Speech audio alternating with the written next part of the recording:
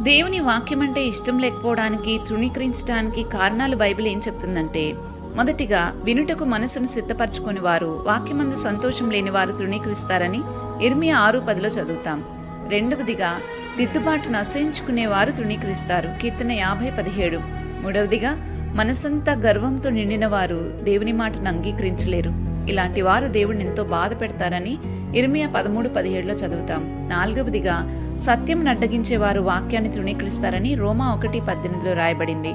ఐదవదిగా దేవుని మెప్పును కోరక మనుషుల మెప్పును మాత్రమే కోరుకునేవారు దేవుని మాటను తృణీకరిస్తారని యోహాను సువార్త 12:43 ప్రభువు అంటారు. మనకు నిత్య జీవాన్ని, ఇహమందు క్షేమాన్ని కలుగచేసే దేవుని మాటను తృణీకరించడానికి ఈ అంశాల్లో ఏవైనా కారణమైనట్లయితే వాటిని గుర్తించి మారు మనస్సు కోసం ప్రార్థించినట్లయితే దేవుని సహాయంతో మనం వీటిలో నుంచి బయటపడి వాక్యాన్ని అంగీకరించగలుగుతాము.